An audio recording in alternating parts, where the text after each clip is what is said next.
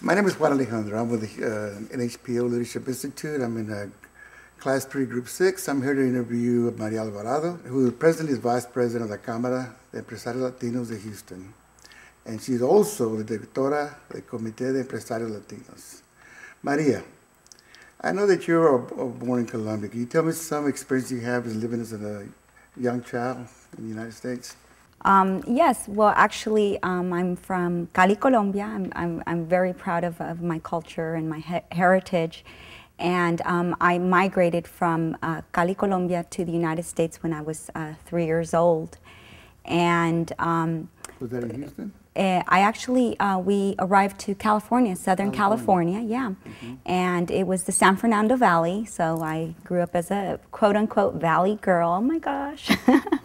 And it was, my parents were very young at the time.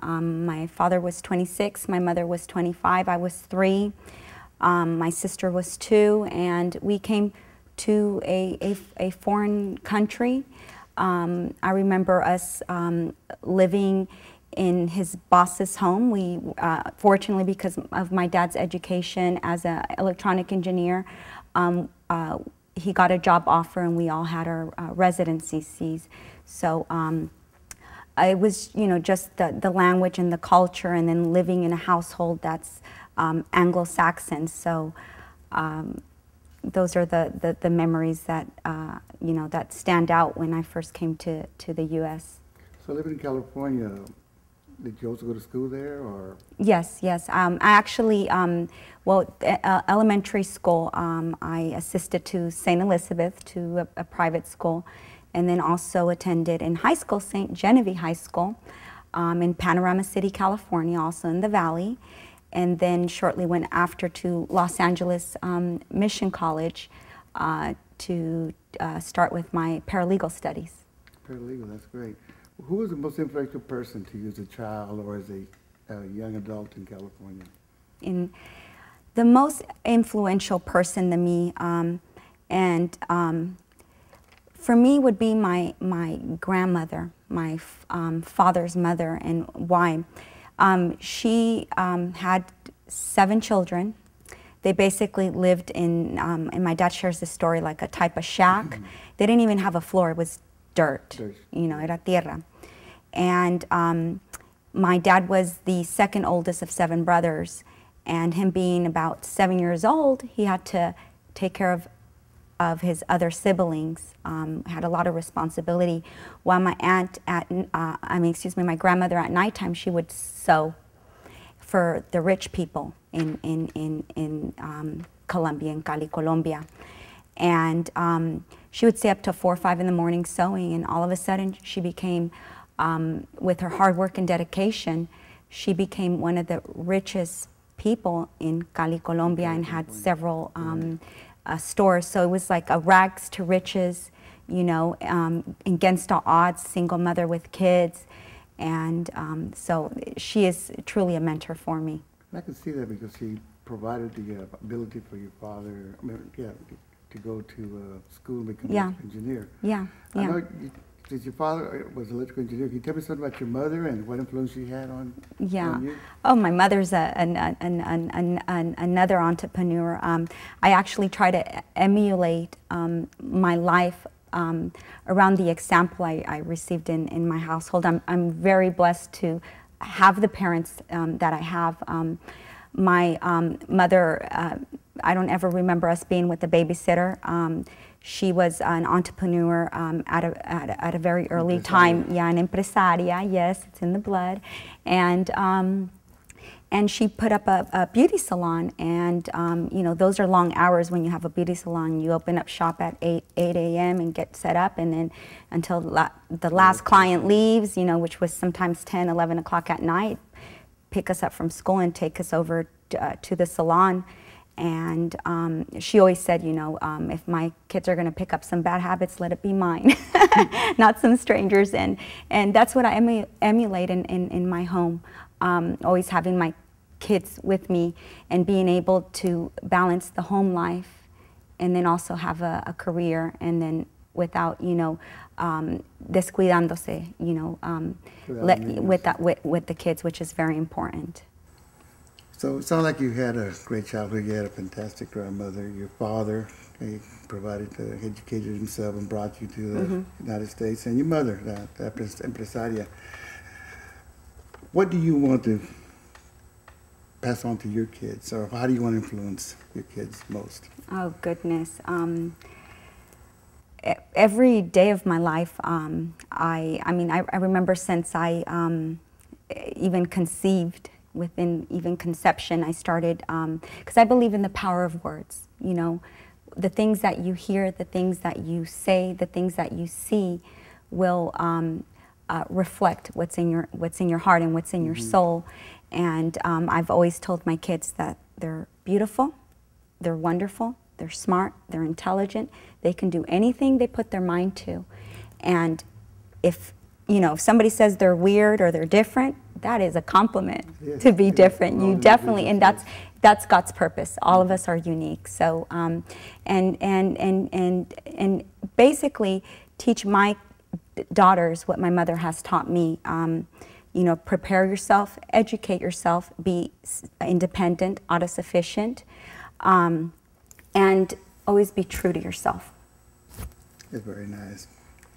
You mentioned that you balance your life, you know, with your family, and being empresaria. So, could you describe or embellish more what the concept of a leader is, in your opinion, of what a leader does or what leaders should do?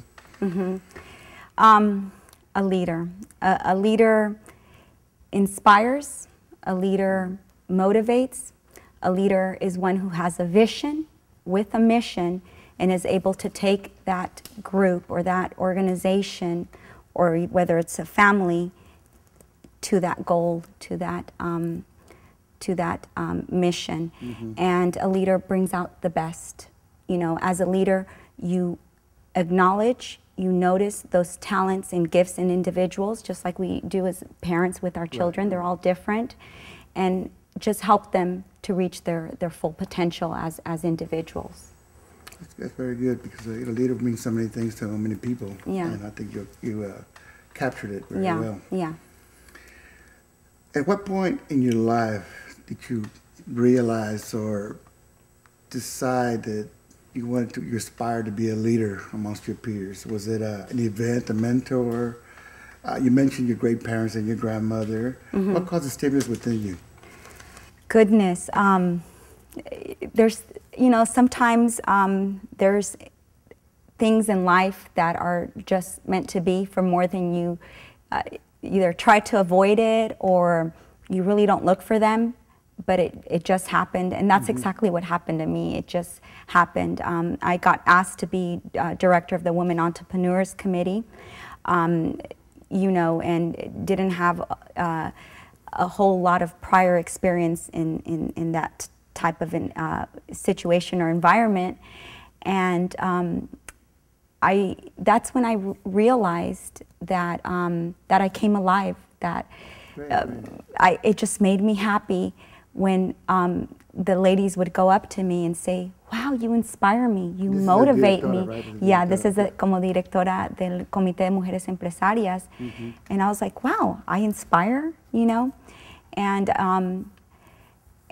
that's where it really made me come alive, to see how, you know, when I'm helping people, you know, reach their goals as entrepreneurs, help them do the right networks, and you know, just help them focus in the right direction. And that's when I realized that that was my passion, you know, to empower, to inspire, to educate my Latino community. Oh, that is great. Speaking about being directora, can you tell us some of the accomplishments you have made or accomplished or done as a directora? Absolutely. The vision and the mission and the focus behind the committee is we can be successful at everything and anything. Que sí se puede. And we can be, you know, as women, we hold many, many different roles where we have careers, we're entrepreneurs, we're mothers, we're wives, we're community leaders, and we can be successful at everything and have a balance. You know, it's not about how much money you have in the bank or the car that you drive or how successful your company is if your family's falling apart. So it's helping the women balance and accomplish and achieve and be well-rounded. You keep talking about this balance in life, and I'm sure it's very important to females and of course to our males too, but could you tell us how you manage it?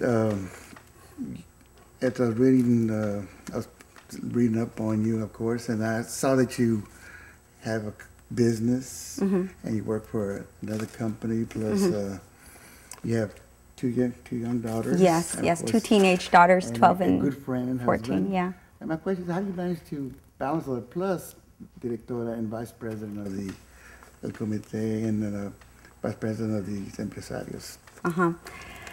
Let me tell you, it's definitely the last 3-4 years have been a huge turning point in my life. I've evolved, I've grown not only professionally but personally, and it is in situations of leadership where my true character has been challenged.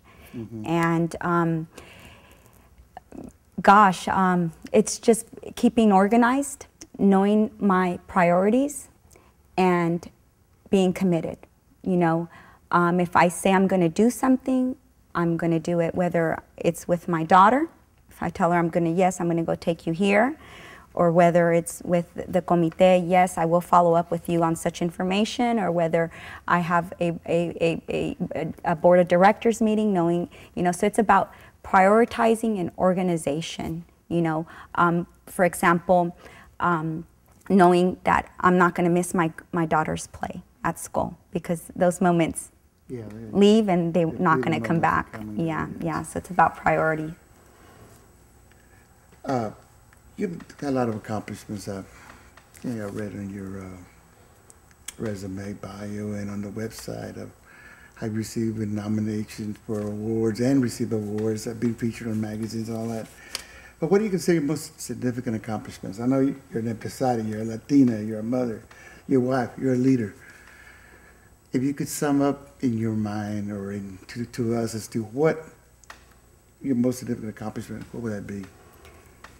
Goodness, my most significant accomplishment is of where I am right now in my life. If I had not given myself the opportunity to challenge myself with the commitment of the organization, I probably wouldn't have been challenged to be the best that I can be, because I have to be accountable for others.